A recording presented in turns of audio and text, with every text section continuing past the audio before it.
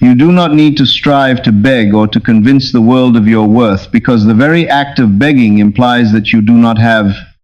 And the law of the universe is that you attract who you are and not what you want. The moment you assume your desire to be real, you are walking through a door that no man can shut. And this is the power of the unseen realm, which is the kingdom within you. What appears to be locked to the senses is already open in the spirit. And when you dare to believe in that unseen door, when you walk by inner sight instead of outer evidence, God responds. We must begin this journey by confronting a hard truth that most of you have avoided for far too long, which is that you are exhausted because you are fighting a battle that does not exist. You are wrestling with shadows and trying to change the reflection in the mirror without changing the face that stands before it. You have been told that to get what you want, you must manipulate the outside world. You must force doors open. You must convince people to love you. You must work yourself into the ground to earn abundance. And you must struggle to prove you are worthy of health.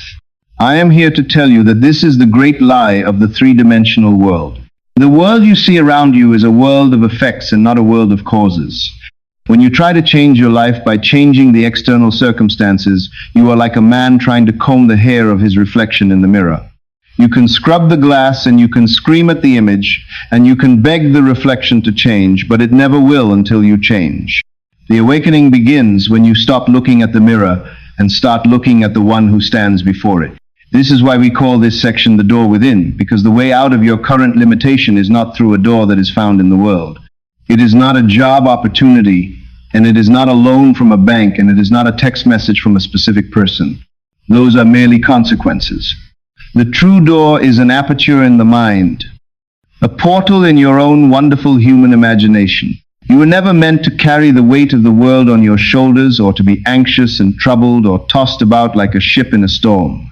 You were formed in the image of peace and of stillness and of divine assurance. When we speak of the door within, we are speaking of moving from the world of Caesar, which is the world of facts and figures and limitations, into the world of God, which is the world of pure potentiality. Many of you are standing in front of a closed door in your physical life right now.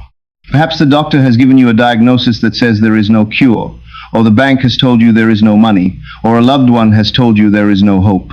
Your senses, which are the great deceivers, tell you that this door is locked and you have the evidence to prove it.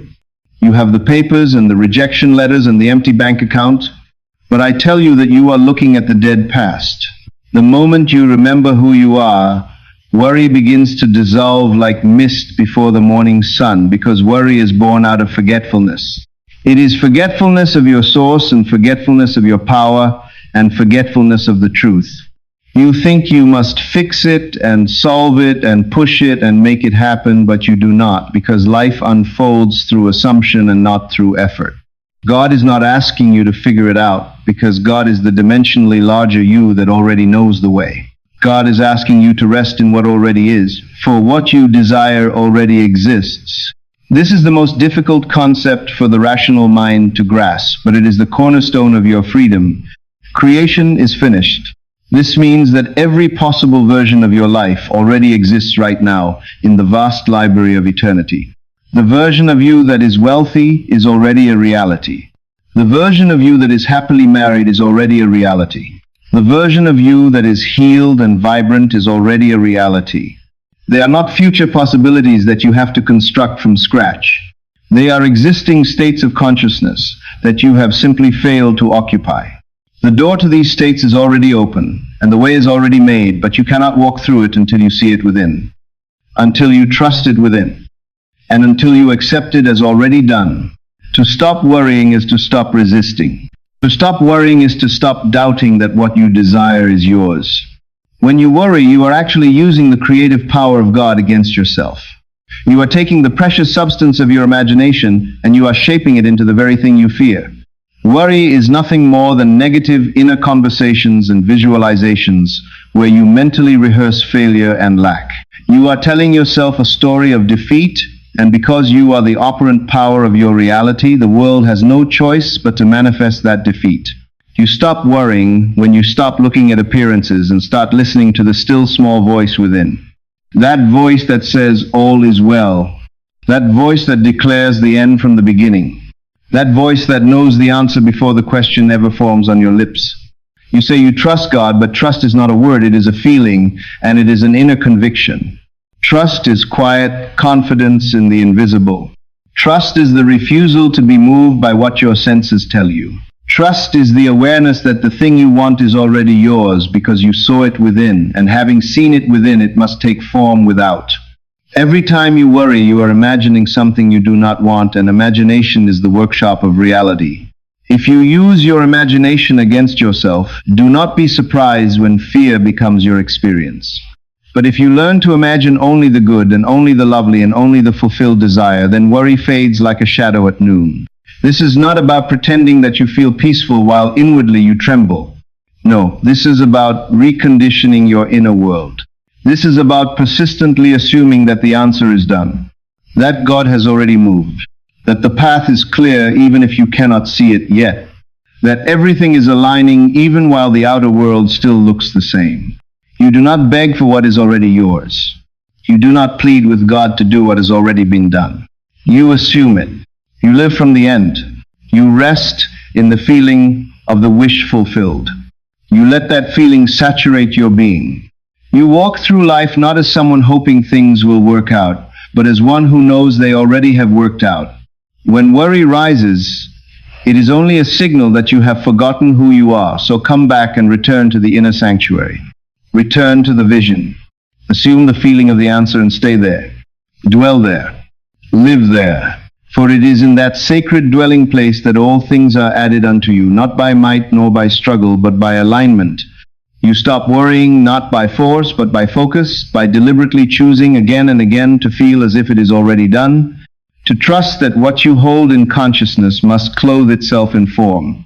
God is not far off waiting to bless you, for God is the power moving through your imagination, fulfilling every image you persistently accept as true. And so, when the mind begins to wander, when fear whispers its lies, you answer it with knowing. You answer it with silence. You answer it with stillness that says, I already have it. That says it is finished. That says, I trust the unseen more than the seen. And as you hold to that inner state, life bends and reality reshapes itself. And what once caused you to worry now becomes the testimony of your faith. You were not created to worry, for worry is not your natural state and it is not your inheritance. From the beginning you were fashioned out of divine peace and not anxiety. You were imagined into existence by a mind that only knows love and certainty and infinite supply. You are not here to live by survival instincts or be tormented by doubt and fear. You are not meant to constantly brace for the worst, to feel at the mercy of circumstances, or to try to earn your worth through endless struggle. That idea that you must worry in order to be responsible, or that you must be anxious to prove you care, is a lie passed down through generations of forgetfulness. The truth is far more powerful and far more simple. You were created to rest and to trust and to know within yourself that you are supported by a force far greater than your own willpower. Every time you worry, you are stepping outside your divine nature, and you are entertaining a state of mind that contradicts the truth of who you are. Worry suggests that you are alone, and that there is no divine orchestration, and that what you desire may not come, and that life may not support you. But none of that is real. It may feel real, and it may appear loud and urgent, but it is not truth. You were not created to carry burdens heavier than your soul can hold. You were created to live from a place of harmony and faith and inner knowing. Worry is not your responsibility, because creation is finished. You were given imagination, not panic. You were given inner vision, not inner torment. Worry is the misuse of imagination. It is the act of projecting into the future something unwanted and then emotionally preparing to receive it. But you were not meant to do this. You were meant to imagine the good and the lovely and the healing and the completed. You were meant to live from a place of knowing that everything is already finished in the mind of God, that all things are already aligned with your highest good. But you cannot see it if you are looking through the lens of worry. Worry distorts your spiritual vision and clouds the truth and binds your awareness to fear. Stop for a moment and become still, not in your body, but in your mind. Ask yourself, what if everything is already working out for me? What if the timing is already perfect? What if the door is already open in the unseen realm and all I need to do is walk in consciousness until it appears in form? This is the place of divine remembrance, the place where you begin to feel your true self again. Not the self defined by effort and external evidence, but the self that knows the truth by feeling it, not by seeing it. You are not designed to live reactively. You were designed to live imaginatively. Worry makes you reactive and convinces you that the outer world determines your fate. But you were never meant to respond to circumstances as if they are your master. You were created to rule over them and to rise above appearances and to bring forth the unseen into the seen through the power of inner conviction. When you worry, you step into a false identity, one where you believe that you must do it all alone, where your faith wavers with every obstacle. But when you trust, truly trust, you return to the knowing that you are backed by an eternal promise, that all you need is already provided. Worry is a habit of those who have forgotten that God lives within. It is a pattern and not a destiny. It is a state and not a sentence. And you have the power to choose again. You have the power to return to stillness, to return to truth, to let go of control and rest in the divine rhythm of your life. Let yourself be held and let yourself be led. You are not created to carry everything and to fix every detail and to map out every outcome. You were created to see the end from the beginning, to walk by inner vision, and to trust that what you see within must come to pass. This is not laziness, it is divine confidence. This is not passivity, it is spiritual alignment. For when you know the outcome within you, stop scrambling in the outer. You stop panicking over timing. You stop doubting the path. You stop worshipping appearances and instead return to the place of knowing. In that place, worry cannot exist. Not because problems disappear, but because you stop identifying with them. You no longer say, this is my lack, or this is my fear, or this is my obstacle. You begin to say, this is passing, but I am eternal. This is noise, but I am peace. This is a shadow, but I am the light. You were not created to worry. You were created to assume the state of the answered prayer, the completed journey, the fulfilled vision. And as you live in that state, worry withers. It cannot grow in the presence of sustained inner faith. It cannot thrive in the atmosphere of divine remembrance. You return to who you are, not a worrier and not a struggler and not a beggar, but a being of light and of authority and of creative power. A life unfolds through assumption and not effort. The world will tell you to push, to grind, to hustle, to make it happen at all costs, but divine law is different. It does not operate through strain. It operates through stillness, through certainty, through the quiet acceptance that what you desire is already done, already waiting for you to align with it. Assumption is the key that unlocks the door. Not assumption in the worldly sense, like a guess or a gamble, but spiritual assumption, the inner acceptance that the end is already yours, that the desire fulfilled is the only reality worth entertaining. You do not manifest by chasing. You do not receive by doubting. You receive by stepping into the feeling of the thing you want and living from that place as though it were already yours. This is the sacred art of assumption. This is the quiet power that shapes mountains and parts seas, not by force but by faith. You assume the state of the answered prayer. You occupy the mind of the fulfilled desire. You speak from the victory, not toward it. And as you persist in that state, the outer world conforms, not because you fought it, but because you believe beyond it. Effort belongs to the realm of separation. Assumption belongs to the realm of oneness. Effort says, I must do something to make this real. Assumption says, it is already real, and I now live in harmony with it. This is not denial, and this is not delusion. This is the boldness of spiritual awareness. The unshakable knowing that inner reality creates outer form, that nothing happens outside of consciousness, that what you consistently accept as true within must express itself without. The reason so many stay trapped in cycles of worry and effort is because they are still trying to create from lack. They are still assuming that they do not yet have what they want and therefore they must do to get it. But what you do will always flow from what you believe. What you attract will always reflect what you assume. If you live in a state of I do not have, then no matter how much you work, you are reinforcing the absence of your desire. But if you live in the state of I already received, then every action becomes inspired. Every step becomes guided. Every moment becomes a bridge to the inevitable. You are not here to make it happen. You are here to assume it has already happened.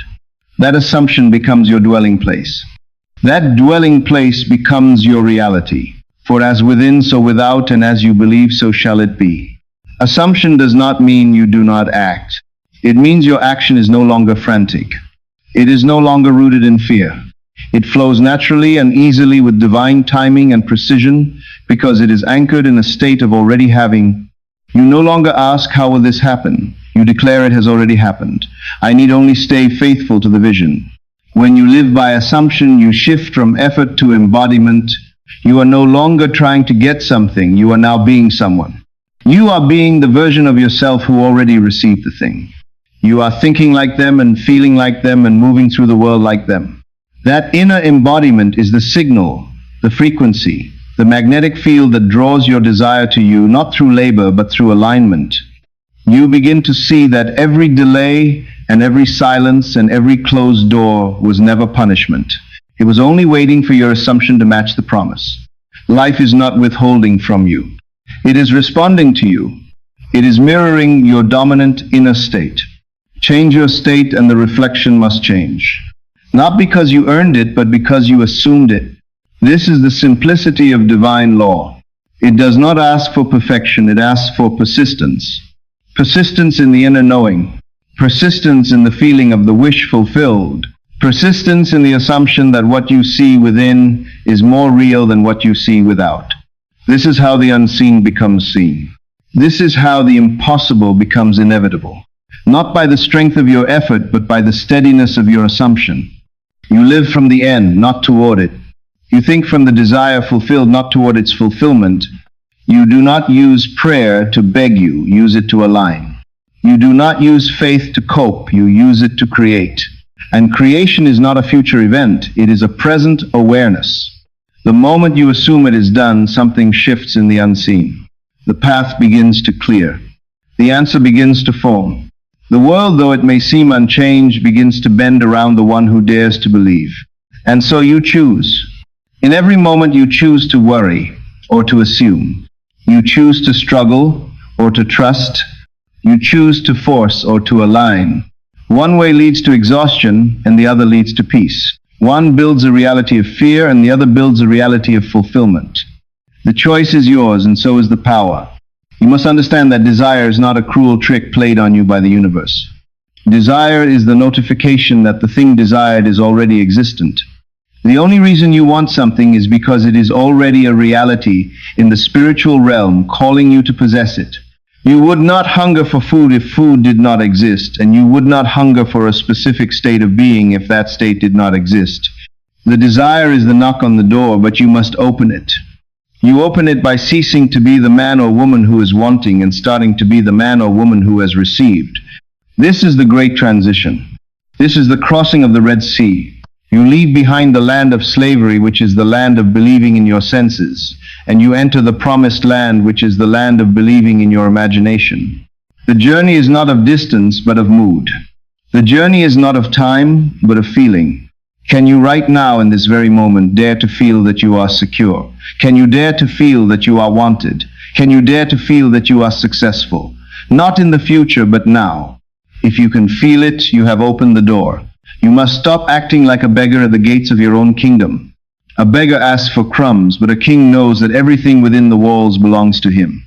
You are the king, and the kingdom is your mind. When you beg God for something, you are actually insulting the divine presence within you, because you are affirming that God is separate from you and that God is withholding from you. But the scripture says, all that I have is yours. If all that God has is yours, then why are you begging? You are begging because you are asleep. You are dreaming that you are a pauper while sitting on a throne of gold. Wake up. The purpose of this teaching is to shake you from that slumber. It is to remind you that the I am within you is the same power that created the stars and the oceans. Do you think the power that created the universe finds it difficult to get you a job? Do you think the intelligence that orchestrates the movement of the planets finds it hard to heal your body? The difficulty is not in the task. The difficulty is in your perception of the task. You have made your problems giants and your God a grasshopper. You must reverse this. You must magnify the Lord, which means you must magnify your conception of your own wonderful human imagination. When you realize that your imagination is the only creative power, then you will stop fearing the world. You will realize that the world is just a screen and you are the projector. If you do not like the movie, you do not scream at the screen, you change the film reel. And the film reel is your state of consciousness. So let us be clear about what this door within truly represents. It represents the threshold between being a victim of life and being a creator of life. Most people die without ever walking through this door. They live their entire lives reacting to the news, reacting to the weather, reacting to the economy, and reacting to what other people think of them. They are like dry leaves blown about by the wind. But you are here because you are ready to be the wind. You are ready to determine the direction of your life. This requires a radical change in how you view reality. You must accept that there is no out there that is independent of in here. Everything and everyone is you pushed out. The boss who is difficult is reflecting your own insecurity. The partner who is distant is reflecting your own lack of self-love. The bank account that is empty is reflecting your own consciousness of poverty. This is a hard pill to swallow because we love to blame. We love to say it is the economy, or it is the government, or it is my upbringing. But as long as you blame the outside, you remain a slave to the outside. The moment you take full responsibility for your inner state, you take full power over your outer world. This is the key that fits the lock. The door is not locked by a divine jailer. It is locked by your own belief in limitation. Turn the key. The key is your brazen impudence to assume you are what you want to be, even when reason denies it. Walk through the door and do not look back. Do not look back at the old man or the old woman you used to be. That version of you is dead. Leave the dead to bury the dead. You are a new creation. You are the one who knows the law. You are the one who assumes. You are the one who lives in the end. And in this state of divine assumption, you will find that the world which once seemed so hostile and unyielding becomes a playground for your own expansion. The door is open. Enter. Now that we have recognized the existence of the door within and acknowledged that the power to change reality lies entirely in your own hands, we must turn our attention to the specific mechanism by which this transformation occurs. We call this the law of assumption. You must understand that this is not a theory and it is not a philosophical musing that you can debate at a dinner party. It is a law.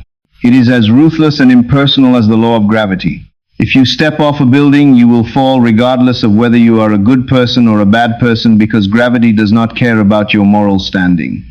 In the same way, the law of assumption does not care if you are deserving or undeserving by human standards.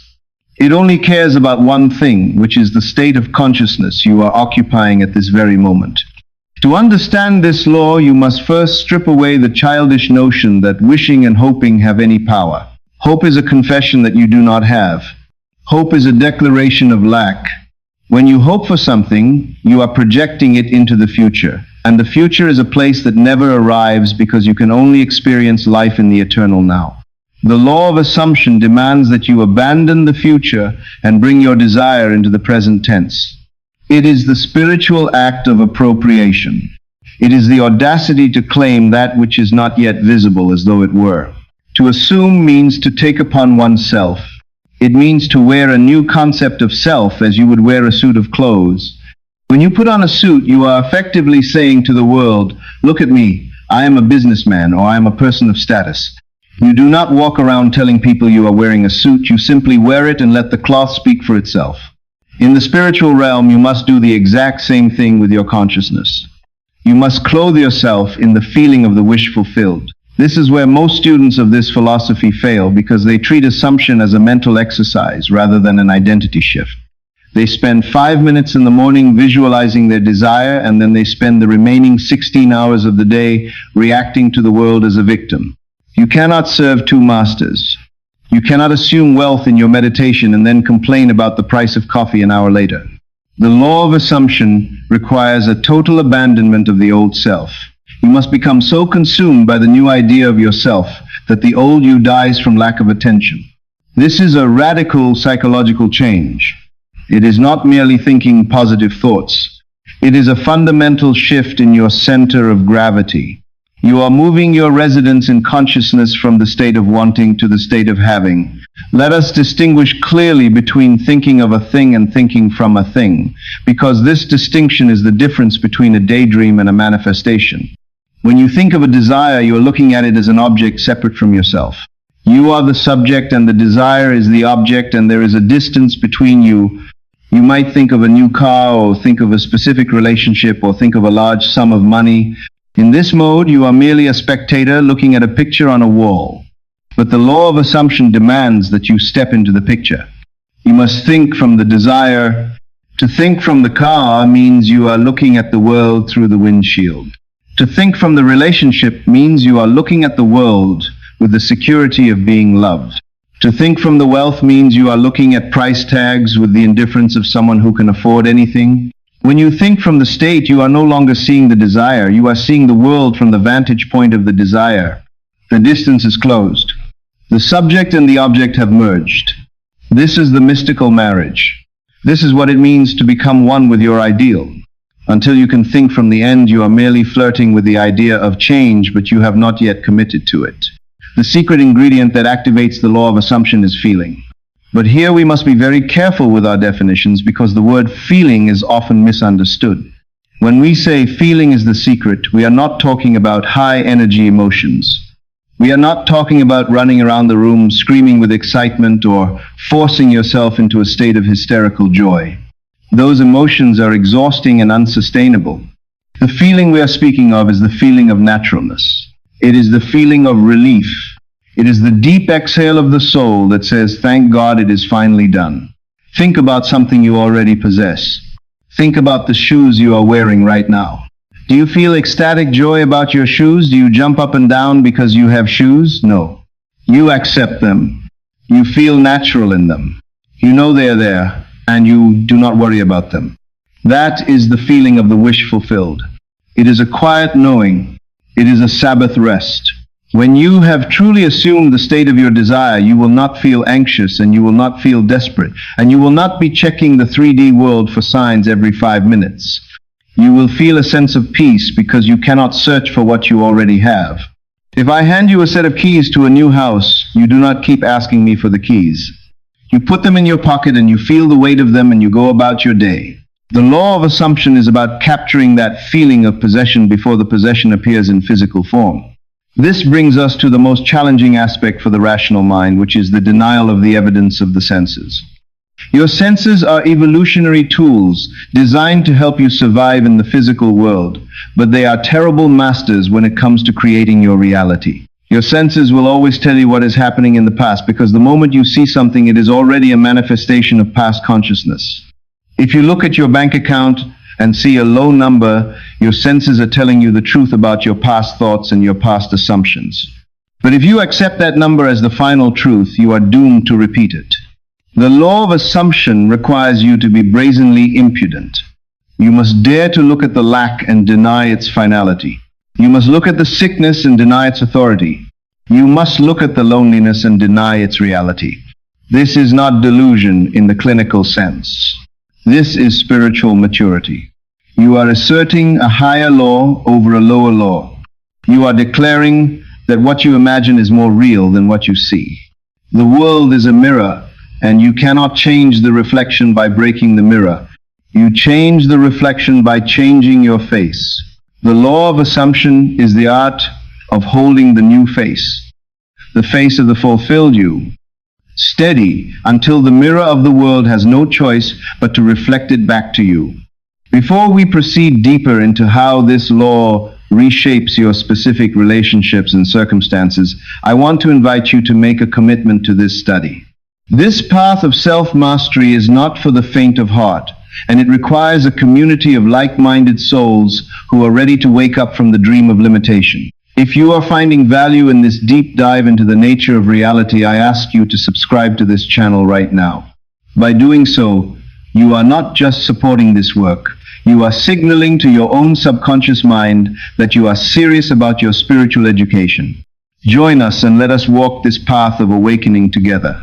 Now, let us address the concept of time, because this is where many of you stumble. You assume the state of the wish fulfilled and you feel it and you rejoice in it, but then a day goes by or a week goes by and the outer world has not changed. You begin to doubt. You say, this law does not work, or I'm doing it wrong.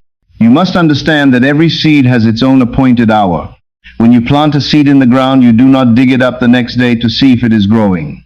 You trust the nature of the seed and you trust the nature of the soil. An assumption is a seed. It has a gestation period. We do not know how long that period is because it depends on the naturalness of the state to you.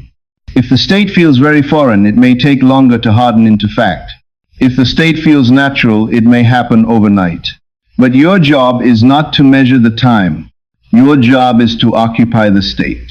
The moment you start looking at the clock, you have stepped out of the state of having and back into the state of waiting. Waiting is a state of lack. You must live in the end, which means you live in the conviction that it is done, and the time lag is merely the machinery of the universe rearranging itself to accommodate your new requirement. Do not abort your manifestation by losing patience. Persistence is the key. You must persist in the assumption not as an effort to make it happen, but as a loyalty to the unseen reality. You must also understand that the law of assumption operates on the principle that everyone is you pushed out. This is perhaps the most radical aspect of this teaching. We are conditioned to believe that other people are independent agents with their own free will who can block our desires or hurt us or reject us. But the law reveals that others are merely messengers. They are actors playing the roles that your consciousness has assigned to them. If you assume you are unlovable, you will meet people who confirm that you are unlovable. They have no choice but to play that part because you have written the script. If you assume you are respected and valued, people will spontaneously change their behavior to treat you with respect and value. They will not even know why they are doing it. They are moving under the compulsion of your own assumption. This takes away all the need for manipulation. You do not need to change your partner or your boss or your family members. You only need to change your assumption of them. When you change your concept of another person, you are actually changing your concept of yourself in relation to them. The world has no option but to conform to your inner conviction. This puts the power completely back in your hands. You are never a victim of others. You are only a victim of your own unchecked assumptions. When you begin to apply the law of assumption, you are essentially engaging in a mental diet.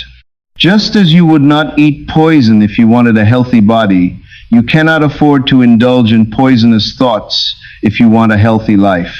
Every time you engage in an inner conversation that implies failure or argument or judgment, you are feeding the old state. You are keeping the old reality alive. To use the law effectively, you must become the guardian of the threshold of your mind. You must watch your reactions. When something negative happens, do you react with fear or do you react with the calm assurance of the law? The master of assumption knows that a negative circumstance is just a shadow. It has no substance of its own. It is only a shadow cast by a past thought. You do not fight shadows. You light a light, and the light is your new assumption. You revise the moment. You rewrite the news in your mind. You hear what you wanted to hear instead of what you heard. You see what you wanted to see instead of what you saw. This ability to revise reality on the fly is the hallmark of the adept. It is the practical application of the law in real time. It denies the finality of any fact that does not align with your ideal. Let us go deeper into the silence of this law. There is great power in secrecy. When you assume a new state, tell no man. Do not scatter your power by seeking validation from others.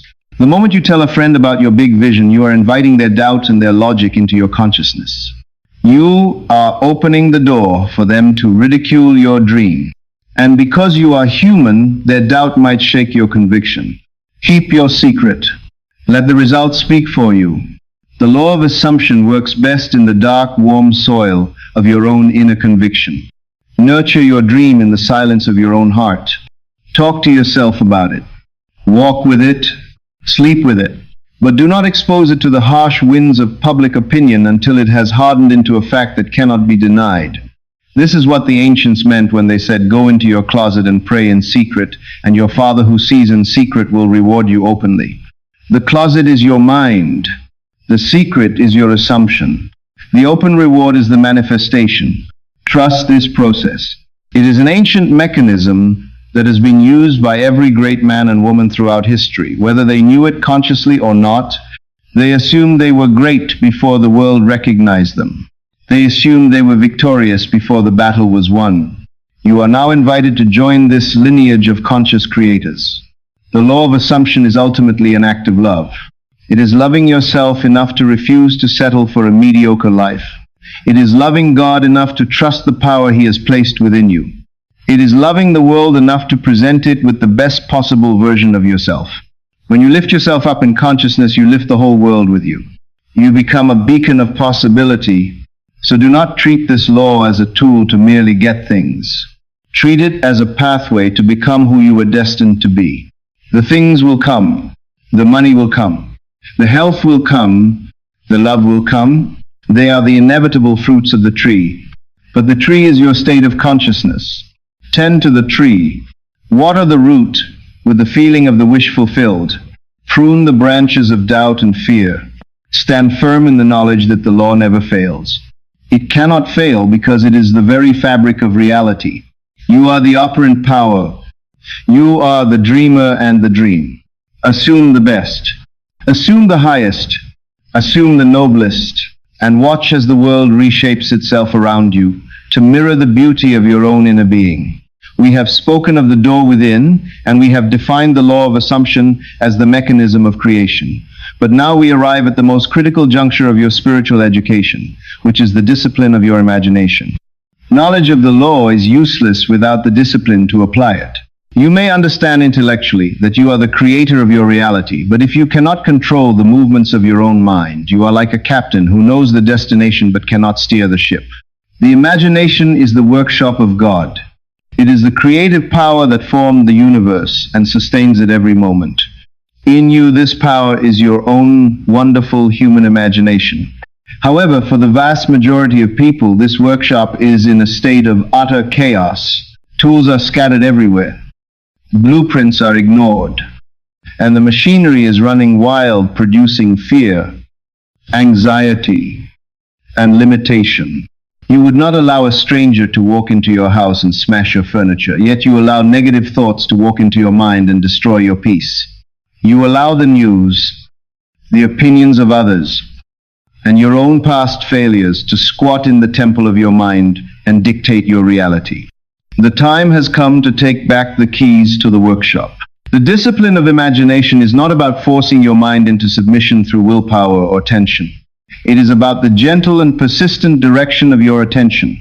It is the art of choosing what you will entertain and what you will dismiss. Most of you are living life on autopilot, reacting mechanically to whatever is placed before you. If the mail brings a bill, you react with worry. If a friend makes a snide comment, you react with anger. If the weather is bad, you react with gloom. You are a slave to the external world because you have abdicated the throne of your imagination. You believe that your internal state is the result of your external life, but the truth is the exact opposite. Your external life is the result of your internal state.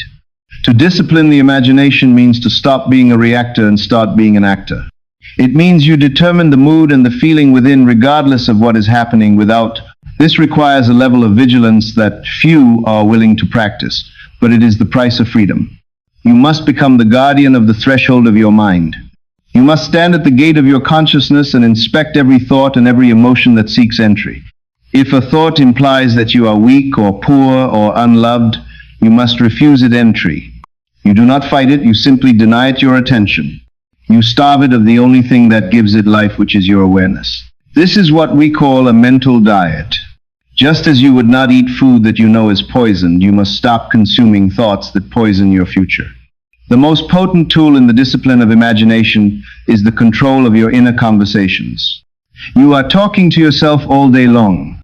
From the moment you wake up to the moment you fall asleep, there is a constant monologue running through your head. What are you saying to yourself? Are you arguing with your boss in your mind?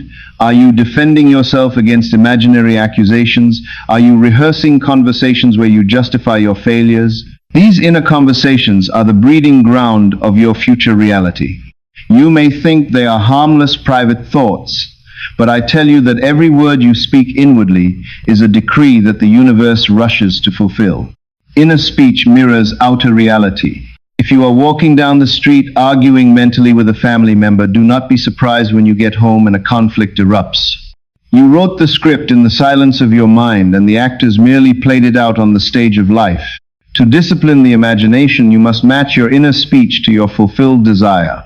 If you desire financial freedom, your inner conversation cannot be about how expensive everything is. You must begin to think and speak inwardly from the premise of wealth. You must hear yourself being congratulated. You must hear yourself saying thank you for this abundance.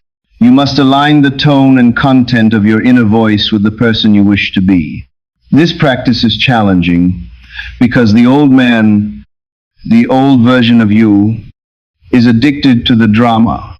The old self loves to complain and loves to feel like a victim and loves to recount the injustices of the past. When you begin to discipline your imagination, the old self will rebel. It will throw up old memories and old fears, trying to pull you back into the familiar cycle of suffering. This is where your persistence is tested. You must be like a loving but firm parent to your own mind. When the mind wanders into the gutter of fear, you gently pull it back to the state of the wish fulfilled. You do not get angry at yourself for wandering, because anger is just another negative emotion. You simply notice the drift and you correct the course. You do this 1,000 times a day, if necessary. Every time you return your attention to the feeling of your desire, you are building a new neural pathway, and you are carving a new channel in the river of consciousness. Eventually, the new state becomes the path of least resistance, and what required effort in the beginning becomes your natural dwelling place. The discipline of imagination also involves the specific use of sensory vividness. When you enter the state of your desire in imagination, you must make it real. You cannot just look at a picture of it in your mind's eye like a spectator. You must enter the scene. If you are imagining a new home, do not just see the house. Touch the walls. Feel the texture of the furniture. Smell the scent of the wood. Hear the sound of the key turning in the lock. You must give your imaginary act all the tones of reality. The subconscious mind cannot tell the difference between what is real and what is vividly imagined. When you saturate your imagination with sensory detail, you are impressing the subconscious with a new blueprint. This is not daydreaming. Daydreaming is futile because it is usually a fantasy where you are thinking of the wish. Disciplined imagination is thinking from the wish. It is experiencing the wish as a present fact. You must engage your inner senses until the imaginary act feels just as real as the room you are sitting in. This takes practice. You may find your mind drifting, but you must bring it back. Bring it back to the touch. Bring it back to the sound. Anchor yourself in the unseen reality until you feel the relief of possession. We must also speak of the difference between investing and spending your mental energy. Most people spend their thoughts like a prodigal son, wasting their inheritance on riotous living. They spend their thoughts on gossip and on judgment and on worry and on regret. This is a waste of your creative capital. When you discipline your imagination, you stop spending and you start investing. You invest your thoughts in the image of your ideal. You invest your feeling in the state of your wish fulfilled. Every moment you spend dwelling in the feeling of your success is a deposit into your spiritual bank account, and that account pays dividends in the form of physical manifestations. You must become stingy with your negative thoughts and generous with your positive assumptions. Do not give a single moment of your attention to that which you do not wish to experience. If the news disturbs you, turn it off. If a conversation drains you, walk away or change the subject. You are building a new world, and you cannot afford to use the rubble of the old world as your foundation. There is a widespread misconception that you only need to visualize for 5 or 10 minutes a day, and then you can go back to being your old self for the rest of the time. This is the great error. You cannot be a part-time creator. You are creating 24 hours a day. If you spend 10 minutes imagining wealth and 16 hours worrying about bills, the 16 hours will win. The discipline of imagination is a lifestyle, not a technique. It requires you to carry the feeling of the wish fulfilled with you into the marketplace, into the office, and into your relationships. You must wear the feeling like a fragrance. It must be a subtle undertone to all your actions. Even when you are washing the dishes or driving your car, you can be dwelling in the deep inner conviction that you are the person you want to be. This is what it means to pray without ceasing. Prayer is not begging God for favors. Prayer is the habitual occupation of the state of the wish fulfilled. It is the attitude of mind that assumes the prayer is already answered. When you discipline your imagination, you make this attitude your permanent home. You do not visit the state of the wish fulfilled, you move in. One of the greatest enemies of disciplined imagination is the evidence of the senses. Your eyes and ears are constantly feeding you data that contradicts your desire. They tell you that you are sick or lonely or broke. The disciplined mind learns to walk by faith and not by sight. This does not mean you ignore the physical world in a dangerous way. It means you withdraw your emotional consent from it. You see the facts, but you do not accept them as the final verdict. You look at the empty bank account and you say to yourself, "This is just a shadow of my past," thinking I have planted new seeds and the harvest is inevitable. You do not let the outer world dictate your inner mood. This is the mark of a master. The master can stand in the midst of chaos and remain completely still within knowing that the chaos is passing. The master knows that the inner reality is the cause and the outer reality is the effect. If you react to the effect, you are perpetuating it. If you want to change the effect, you must ignore it and keep your eyes fixed on the cause, which is your own imagination. This requires a strength of character that is developed only through practice. It is easy to be positive when things are going well. The true test of your discipline is, can you hold the feeling of success when everything is going wrong? Can you remain faithful to your vision when the world is mocking you? This is the fire that refines the gold of your spirit. You must also learn to use the tool of revision. Revision is the daily practice of rewriting your past. At the end of the day, you review the events that happened. If there was an argument or a disappointment or a mistake, you do not accept it as final. You replay the scene in your imagination, but you rewrite it. You imagine that the argument never happened and that instead there was a loving conversation. You imagine that the letter brought good news instead of bad news. You replay this revised scene over and over until it feels real. By doing this, you are changing the seed that you planted in your subconscious. You are altering the past, and by altering the past, you are altering the future. Revision is the scissors of the mind. It allows you to cut out the parts of the film you do not like and splice in new scenes. This is the ultimate forgiveness. Forgiveness is not just saying "I forgive you," it is completely revising the memory of the offense until it no longer carries an emotional charge. A disciplined imagination does not carry the baggage of yesterday into tomorrow. It clears the slate every night so that you can wake up every morning as a new being, unburdened by the past. Understand that your imagination is always active. It never sleeps. It is always creating. If you are not directing it consciously, it is being directed unconsciously by your fears and your conditioning. The discipline of imagination is simply the act of taking the reins. It is deciding that you will be the author of your own story. You are not a character in a book written by fate. You are the writer holding the pen. But you must write. You cannot leave the pages blank, and you cannot let fear write the chapters. You must write with boldness. You must dare to assume the best. You must dare to imagine the impossible. And you must hold to that image with a loyalty that defies logic.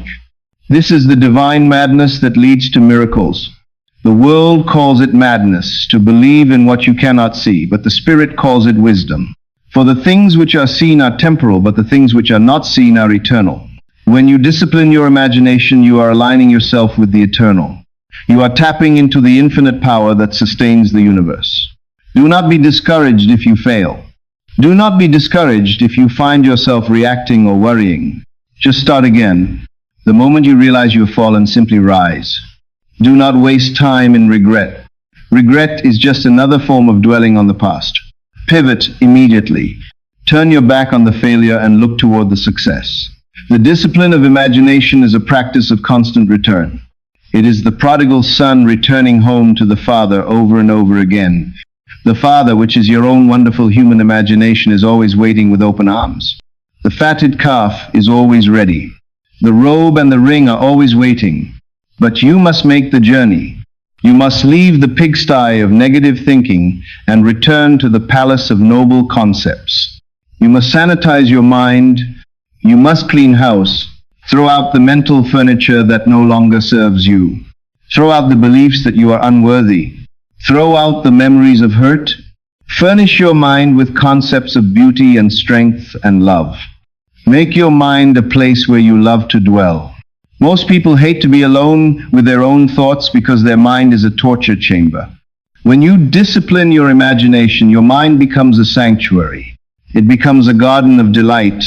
It becomes a place where you can go to be refreshed and renewed. This transformation does not happen overnight, but it begins the moment you make a decision. The decision that you are no longer willing to be a slave to your own mind. The decision that you will take charge of this divine gift.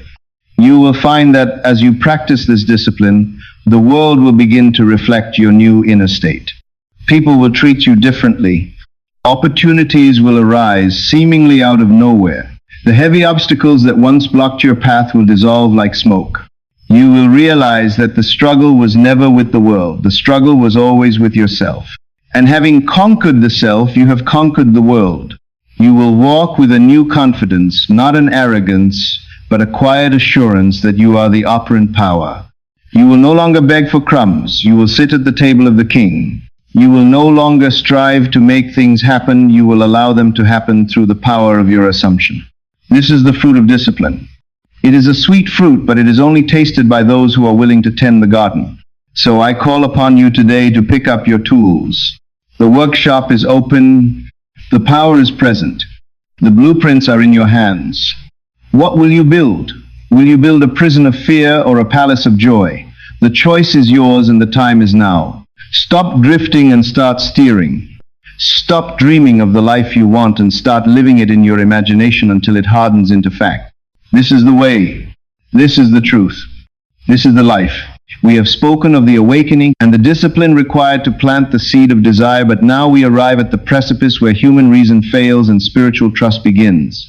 You have assumed the feeling of the wish fulfilled and you have disciplined your imagination to remain faithful to that end.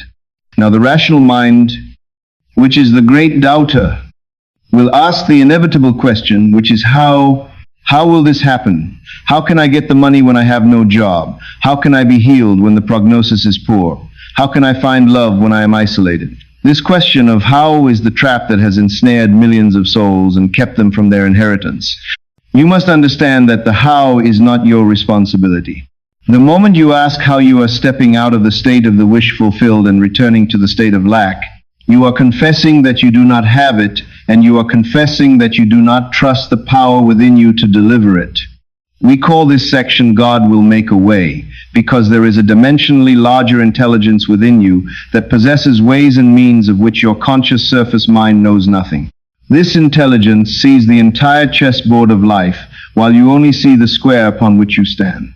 To try to dictate the how is like a single soldier trying to command the entire army. You must relinquish the how. You must surrender the means to the depth of your own being. When you live in the end and stay faithful to your assumption, a phenomenon occurs which we call the bridge of incidents. This is the series of events that will unfold to lead you from where you are physically to where you are in your imagination.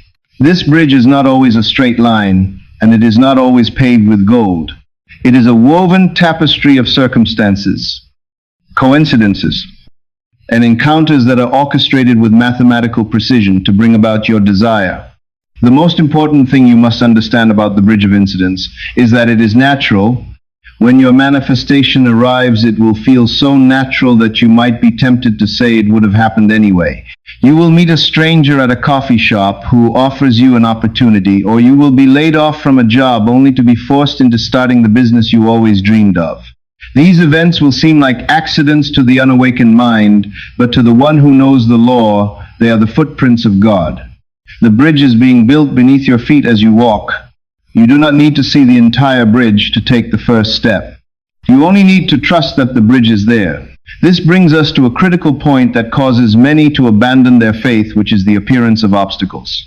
You must understand that what appears to be a closed door or a disaster may actually be the most necessary part of your bridge. Let us say you have assumed the feeling of great wealth. The next week you lose your job. The old man, the reactive self, would panic and say, "The law has failed me. I am going backward. But the new man, the disciplined imagination, understands that this job loss is not a tragedy but a redirection. Perhaps that job was the ceiling that was keeping you from your wealth.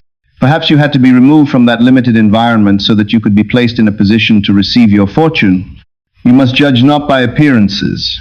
God moves in mysterious ways, and those ways often look like disruption before they look like blessing. The bridge of incidents may require the destruction of your old life to make room for the new one. If you pray for a new house, do not be surprised if your landlord asks you to move. Do not curse the landlord, for he is an unwitting instrument in the hand of your own imagination, playing his part to move you toward your fulfilled desire. You must walk across this bridge with a suspension of judgment. You must stop labeling events as good or bad and simply see them as necessary steps in the unfolding drama of your redemption. We must also clarify the role of action. There is a great debate between those who say do nothing and those who say hustle and grind. The truth lies in the concept of inspired action versus forced action. When you are on the bridge of incidents, you will be compelled to act. You will not be able to sit on your couch and do nothing because the pressure of the wish fulfilled will move you. But this action will not feel like labor. It will not feel like striving. It will feel like flow. You will wake up one morning with an irresistible urge to call someone, or to go somewhere, or to write something. You might not even know why you are doing it, but you will feel a pull. This is what we call moving under compulsion. It is the deeper self moving the surface self. You are the instrument, and the divine imagination is the musician. When you act from this state of flow, you are not forcing doors open, you are walking through doors that open automatically as you approach. The difference is in the feeling. Forced action comes from fear and anxiety, and the need to control. Inspired action comes from faith and excitement and the joy of participation. If you find yourself straining and struggling and exhausting yourself, you have likely stepped off the bridge and are trying to swim across the river on your own. Get back on the bridge. Return to the feeling of the end and wait for the nudge. God claims in the scriptures, I will make a way in the wilderness and rivers in the desert. This is not poetry, this is a statement of metaphysical fact. The wilderness represents the state of confusion and lack where there seems to be no path. The desert represents the dry and barren places of your life where nothing seems to grow. Even in these conditions, the power of your imagination can carve a path. There is no situation so hopeless that the law cannot resolve it. There is no diagnosis so final that the spirit cannot reverse it. There is no relationship so broken that love cannot restore it. But you must stop looking at the wilderness and start looking at the promise. The way is already made. It exists in the unseen realm the moment you conceive it. Your journey across the bridge of incidents is simply the time it takes for you to walk into that pre-existing reality. You are not creating the path, you are discovering it. It is like a radio frequency. The music is already broadcasting. You do not create the music by turning the dial, you simply tune into it. When you assume the feeling of the wish fulfilled, you are tuning your consciousness to the frequency where the solution already exists. Once you are tuned in, the events of your life will reorganize themselves to match that music. You may be asking, what if I make a mistake? What if I turn left when I should have turned right? What if I miss the opportunity? Let me assure you that you cannot lose what is yours by divine right. If you have truly assumed the state of the end, you cannot make a fatal mistake. Even your mistakes will be woven into the bridge. Even your detours will be turned into shortcuts. The intelligence that is guiding you is not limited by your human fragility. It knows how to recalibrate. If you miss a turn, the GPS of the soul simply recalculates the route. You do not need to be perfect, you only need to be persistent. The only way you can fail is if you abandon the assumption. If you give up and return to the state of victimhood, then the bridge collapses because you have withdrawn the energy that was sustaining it. But as long as you return to the end, the bridge will reform. It may take a different shape, it may go through a different valley, but it will lead you to the same destination. This should give you immense peace. You do not carry the burden of perfection. You carry the privilege of selection. You select the end, and the deeper wisdom selects the means. Consider the intricate complexity of your life. Think of the millions of people in the world and the billions of interactions happening every second. For your desire to manifest, it might require the cooperation of people you have never met, living in countries you have never visited.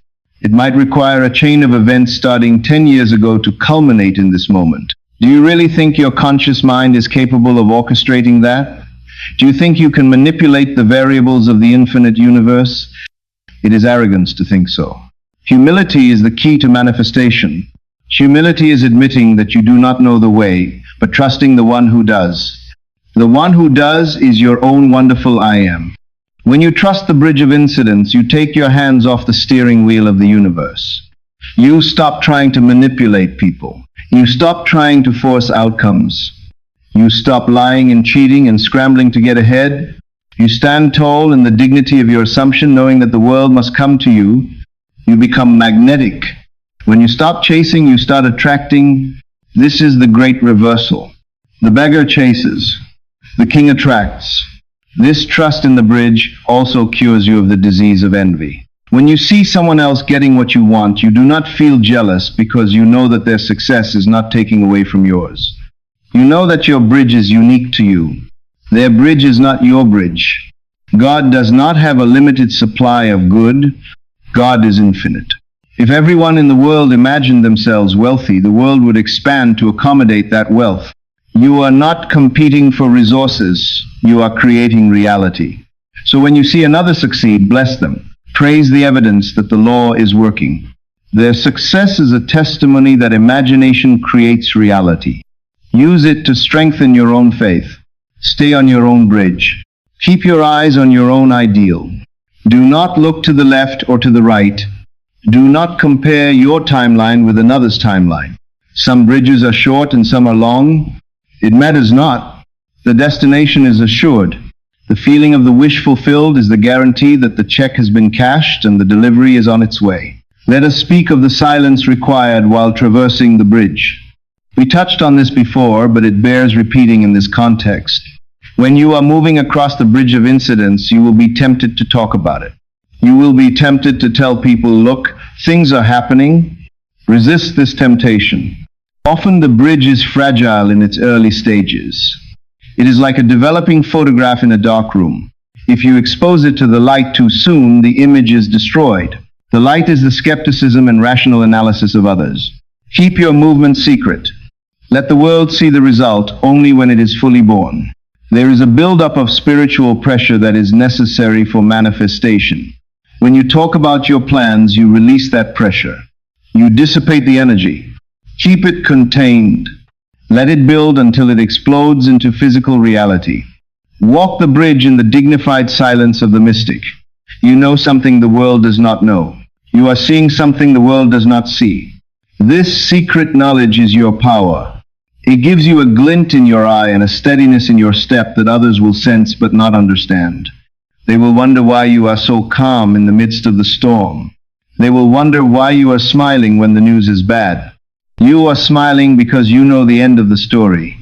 You know that the storm is just a scene in the movie and not the final credits. We must also address the concept of time delays on the bridge. Why does it take time? Why is it not instant? In the spiritual realm, it is instant. The moment you assume it, it is done. But in the physical world, there is a density. There is a viscosity to matter. Things must move and rearrange. But more importantly, the time delay is often for your benefit. It allows you to become the person who can handle the fulfillment. If you were given $1 million today, but you still had the consciousness of poverty, you would lose it tomorrow. The journey across the bridge is changing you. It is burning off the dross of your old character.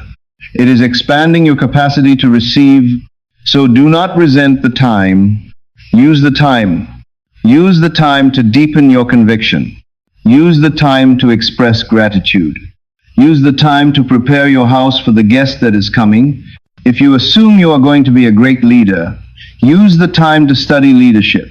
If you assume you are going to be married, use the time to become a loving partner to yourself. Live as if the arrival is imminent. Living in expectation is a high form of prayer. It is the attitude of the open door. Ultimately, the bridge of incidents is a journey of self-discovery. As you walk this path, you learn that you are not a victim of circumstance. You learn that the world is fluid and malleable. You learn that your mind is the master builder. You begin to lose your fear of the future because you know that you are creating the future. You stop worrying about what might happen and you start deciding what will happen. This is true freedom. Freedom is not having everything you want. Freedom is knowing that you can create anything you want. It is the knowledge that you are never stuck. Even if you are in a prison cell, you can close your eyes and build a bridge to freedom. Even if you are in a hospital bed, you can close your eyes and build a bridge to health. The power is not in the circumstance, the power is in the response. The response of the awakened soul is always assumption. It is always the refusal to accept the lowercase facts and the insistence on the uppercase, truth. So, as you move forward from this moment, do not look for the bridge with your physical eyes. You will not see it. It is invisible to the senses until you look back. Only in retrospect will you see the perfection of the path. You will look back at the job loss and the chance meeting and the delay and you will say, I see now. It had to happen that way. It was the only way, but you cannot see it forward. You can only trust it forward. This is why we say we walk by faith and not by sight. Sight is for the past, faith is for the future. Trust the invisible hands that are laying the stones before your feet. Trust the inner voice that says, turn here or wait there.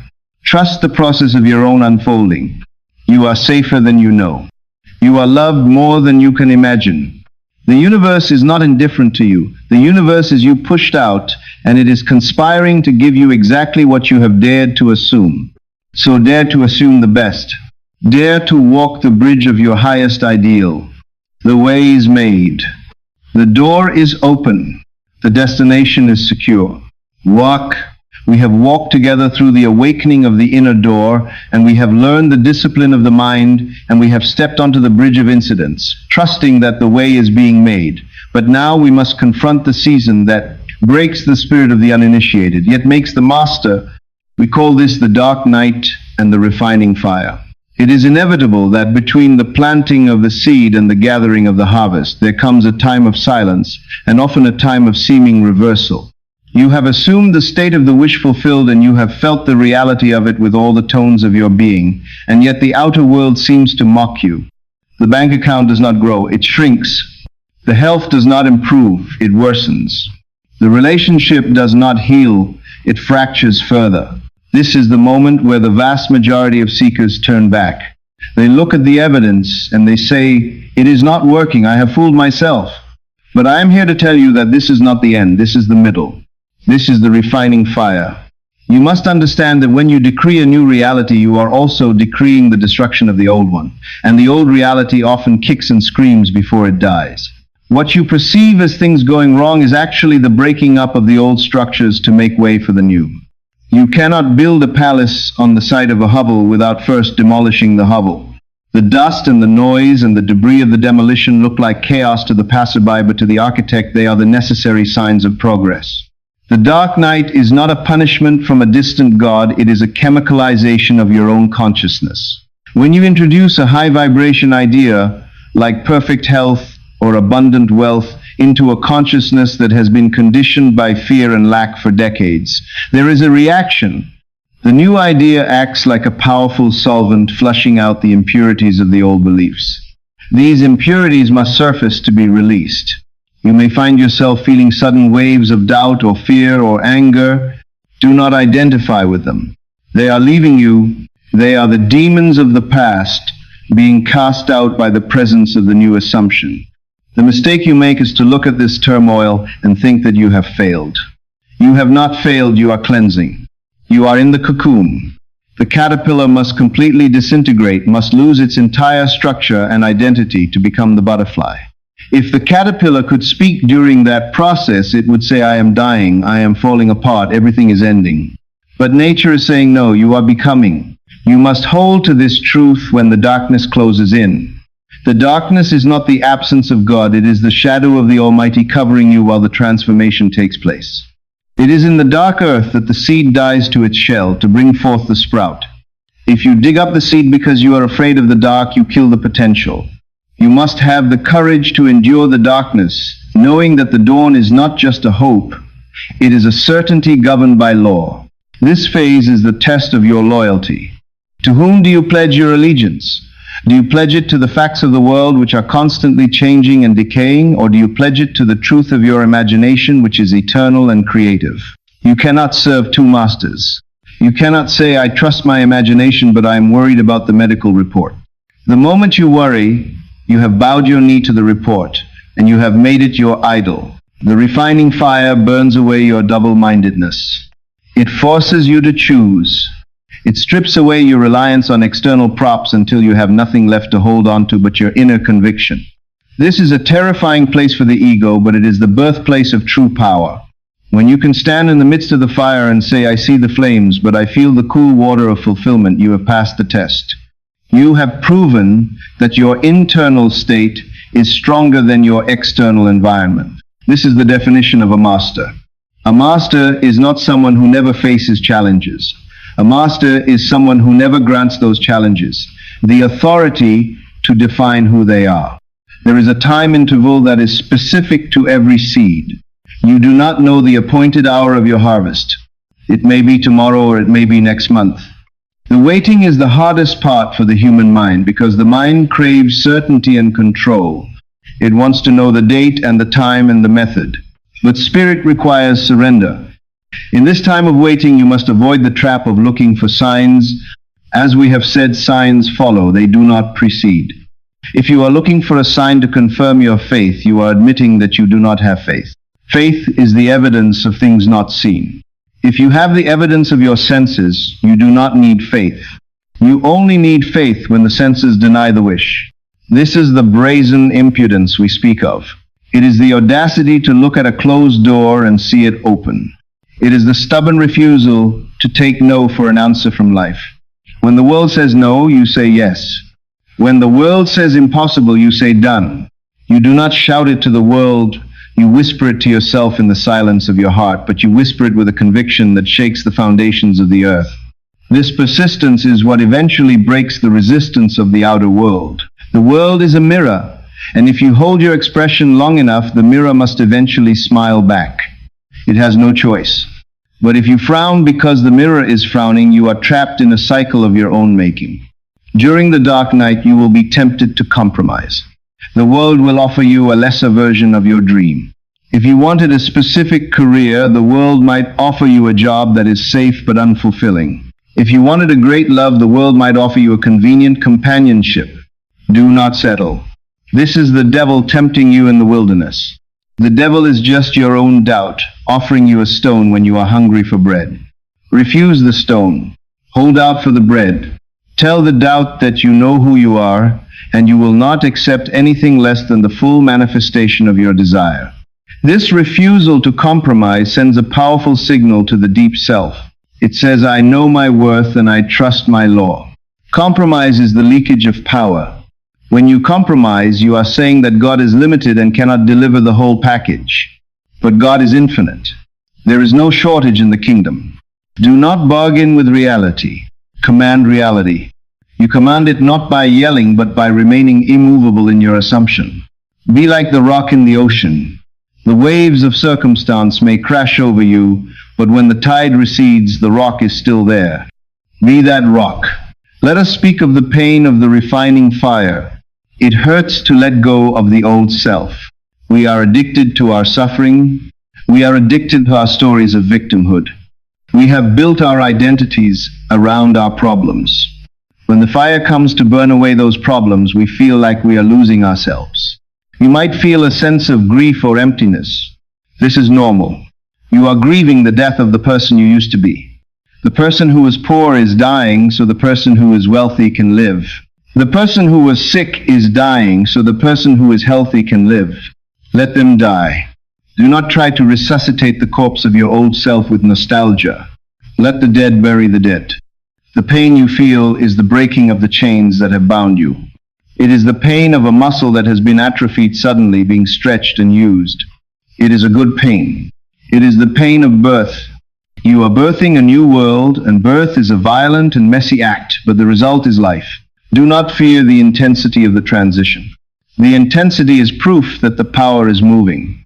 If nothing was happening, you would feel nothing. The turmoil is the evidence that the reconfiguration of your life is in full swing. While you are in the fire, you must guard your tongue and your mind with extreme vigilance. A complaining tongue reveals a fearful heart. If you go around telling everyone how hard things are, you are throwing water on the fire of your transformation and returning to the cold ash of your past. Stop complaining. Stop discussing your problems. When you discuss a problem, you give it energy, you give it life. Ignore the problem, starve it of attention. This sounds irresponsible to the worldly mind, but it is the height of spiritual responsibility. Your responsibility is to the solution, not the problem. When you are in the fire, speak only of the victory. If you cannot speak of the victory, remain silent. Silence is a powerful crucible. In silence, power accumulates. In complaining, power dissipates. Keep your energy contained within the vessel of your assumption. Let the pressure build. It is this spiritual pressure that will eventually blow the lid off your circumstances and reveal the miracle. You must also understand that delay is not denial. This is the mantra you must repeat when the night is long.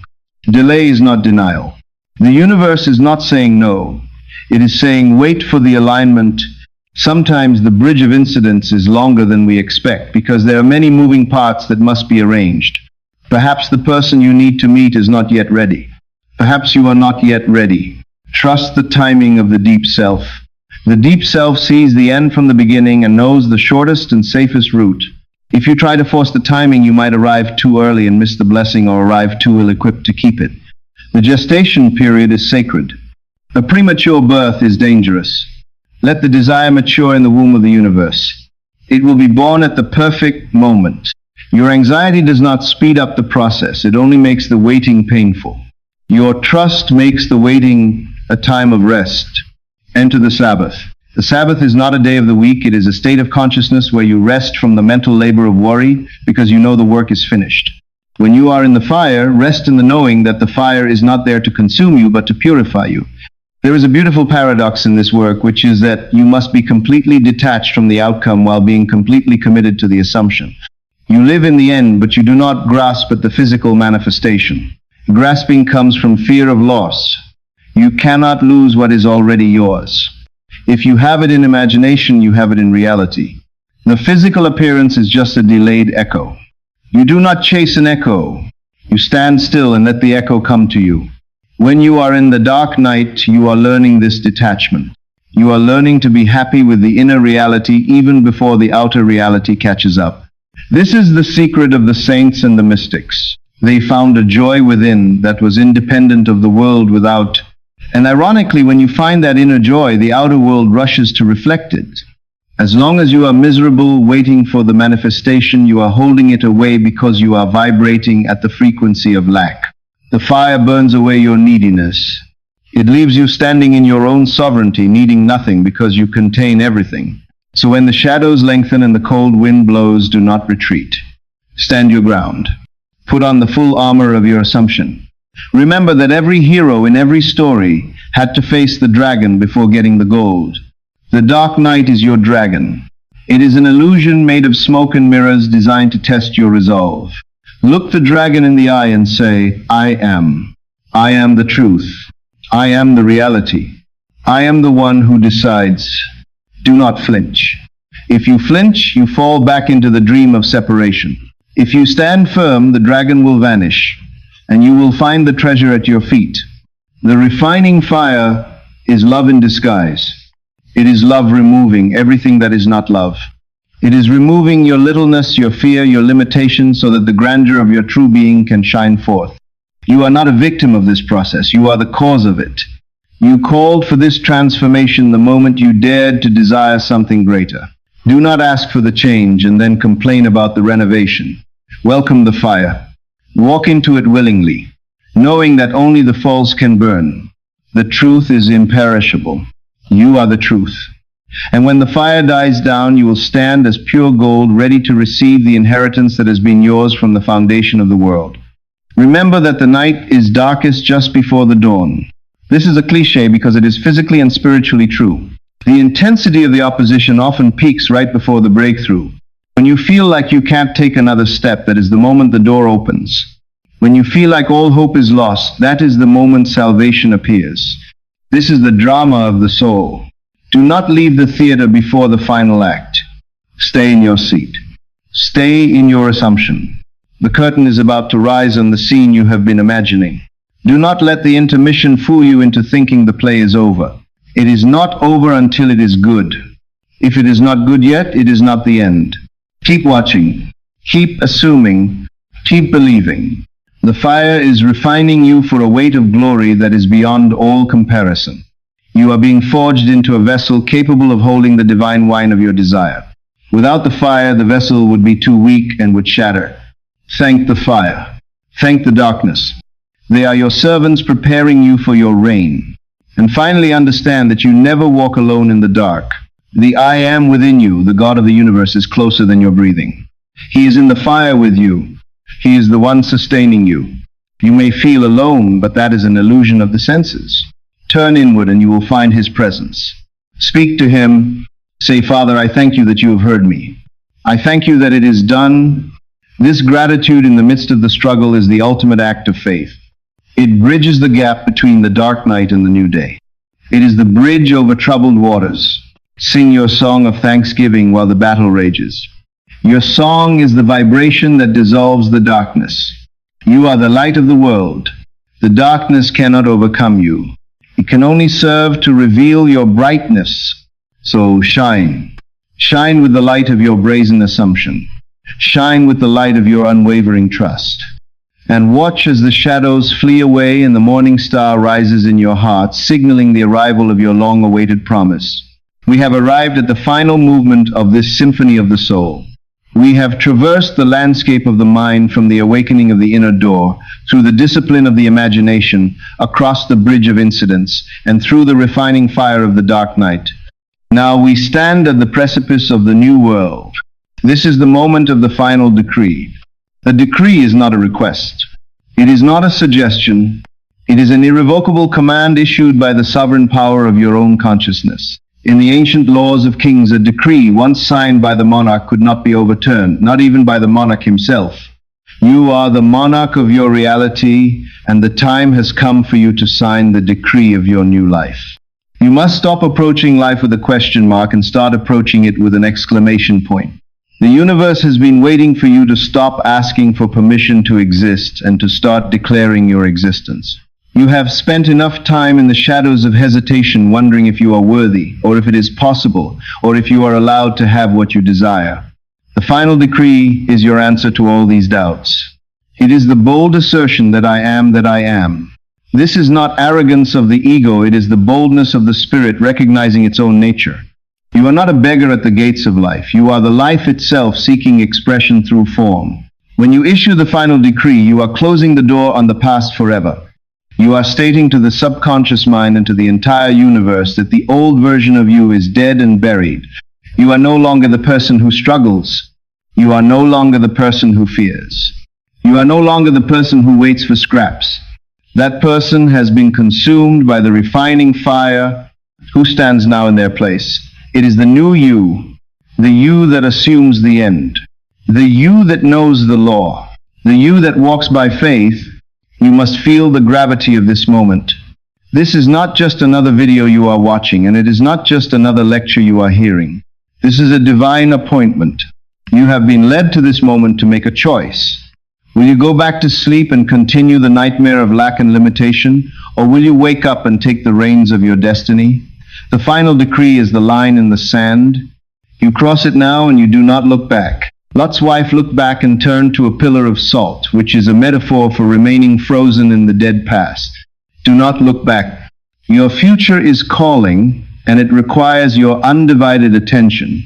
The core of the final decree is the conscious use of the name of God, which is I am.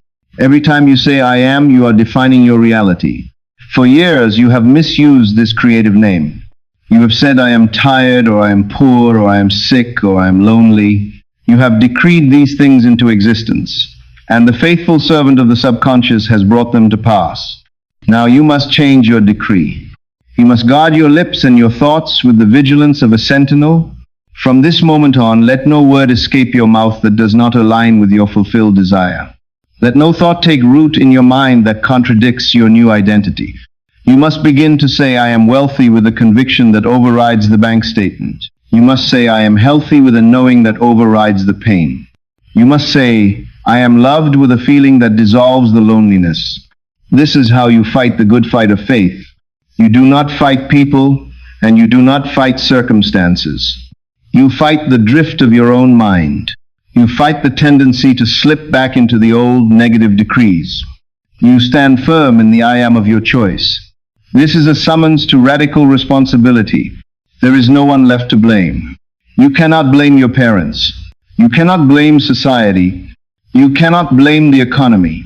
You cannot even blame God, because God has given you the power to choose. The pen is in your hand. The script is blank before you. What will you write? The final decree is the signature at the bottom of the page. It says, I accept this life. I accept this abundance.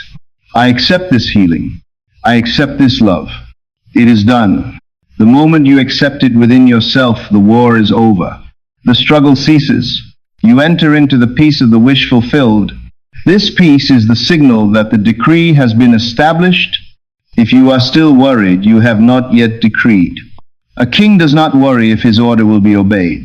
He speaks and he moves on knowing it is done. You must have that royal attitude.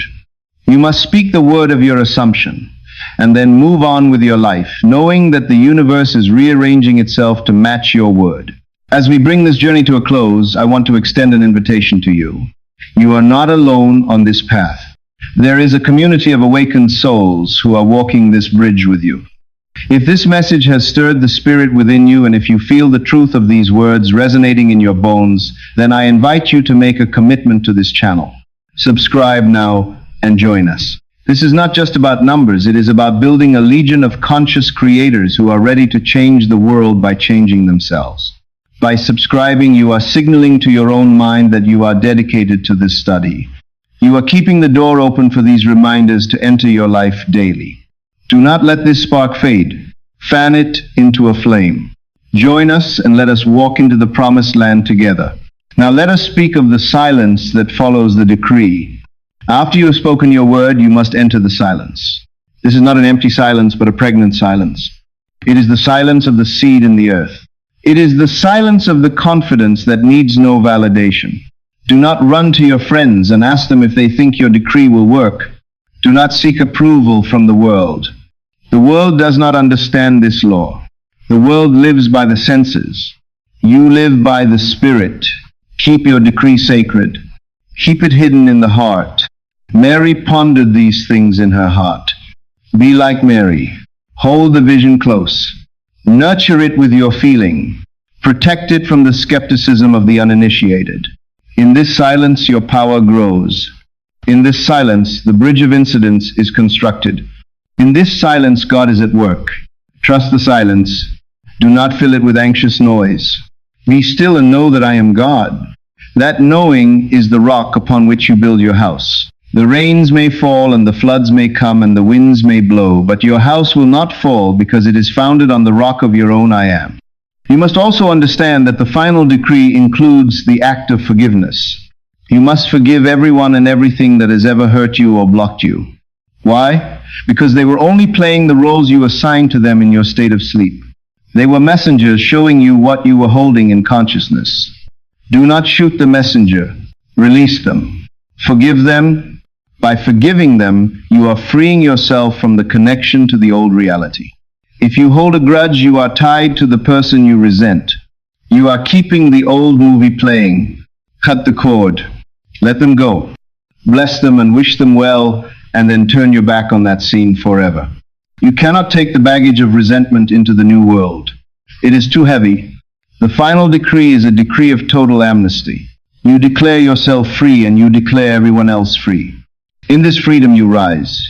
You become lighter. You become magnetic to the good. A heart filled with forgiveness is a heart ready to receive the fullness of the promise. The final decree is also a commitment to live in the end regardless of the time delay. We have spoken of the bridge and the delay, but now you must resolve to endure.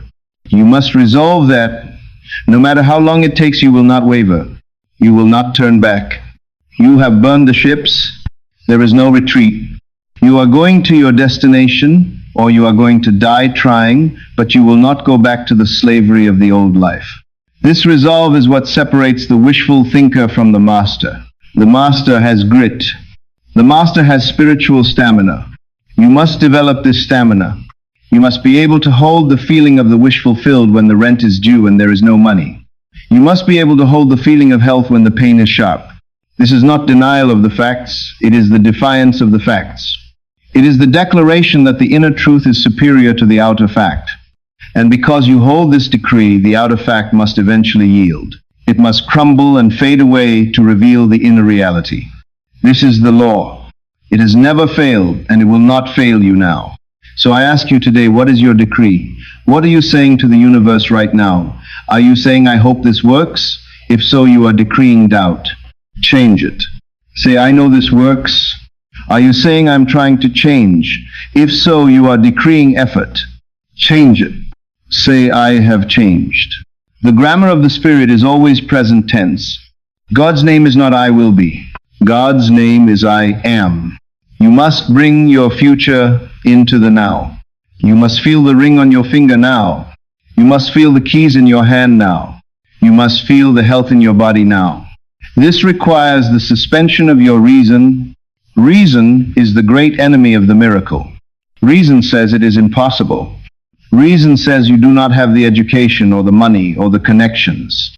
The final decree tells reason to sit down and be silent. You are operating from a higher faculty. You are operating from imagination. Imagination is the God in you, and with God all things are possible. Do not limit the Holy One of Israel by your rational arguments. Step out of the boat of reason and walk on the water of imagination. As you leave this experience, do not shake off the feeling you have generated. Carry it with you. Wear it like a fragrance. Let it flavor every interaction you have today. Let it color your thoughts. When you walk down the street, walk as the person who has already arrived. Walk with the dignity of your decree. When you speak to people, speak from the confidence of your decree. You are not pretending, you are practicing. You are rehearsing the truth until it becomes natural. The world is a stage and you have written a new play. Now you must act the part. Do not break character. Even if the scenery falls down, do not break character. Even if the other actors forget their lines, do not break character. Stay in the role of the fulfilled being. Eventually, the reality will catch up to your performance. This is the secret of the great actors of life. They did not wait to be chosen, they chose themselves. You must choose yourself. You must crown yourself. No one is going to come and put a crown on your head. You must place it there by the authority of your own final decree. This is the end of the begging. We started this journey with the command, stop begging. I repeat it now with the force of thunder. Stop begging. Stop pleading. Stop whining. It is beneath your dignity as a creator. You are the child of the Most High. All that the Father has is yours. Take it. Take it with gratitude. Take it with joy. Take it with the assurance that it was yours before the foundation of the world. The feast is prepared. The table is spread. Why are you standing outside hungry? Come in. The door is open. The final decree is your invitation to the banquet. Enter into the joy of your Lord. That Lord is your own wonderful human imagination. Trust it. Love it. Exercise it. And you will see the windows of heaven open and pour out a blessing that there is not room enough to receive. Let these words sink deep into your subconscious mind. Let them become a part of your cellular structure. You are not the same person who started watching this video. You have been changed by the hearing of the truth. The seed has been planted. Now water it with your daily decree. Water it with your constant return to the feeling of the wish fulfilled. Do not let the fowls of the air, which are your doubts, steal the seed. Protect it. Cherish it. And I promise you, by the laws of the eternal universe, you will hold your desire in your hand. You will look at it with tears of gratitude, and you will remember this moment. You will remember the moment you decided to stop begging and start assuming. You will remember the moment you issued the final decree. Go now. Go in peace. Go in power. The world awaits your revelation. The creation waits with eager longing for the revealing of the sons and daughters of God. You are that son. You are that daughter. Reveal yourself. Step out of the shadows and shine. The light is within you. The power is within you. The kingdom is within you. It is finished. It is done. It is so. Peace be with you. You must crown yourself. No one is going to come and put a crown on your head. You must place it there by the authority of your own final decree. This is a summons to those who are ready to lead. If you have walked this far with me, do not let the flame die when this video ends. Subscribe to the channel now. Share this message with a soul who needs to be reminded of their power. By subscribing, you align yourself with a stream of truth that will wash away the illusions of the world daily. Commit to your awakening. Click subscribe and declare your readiness. This is the end of the begging. We started this journey with the command, stop begging.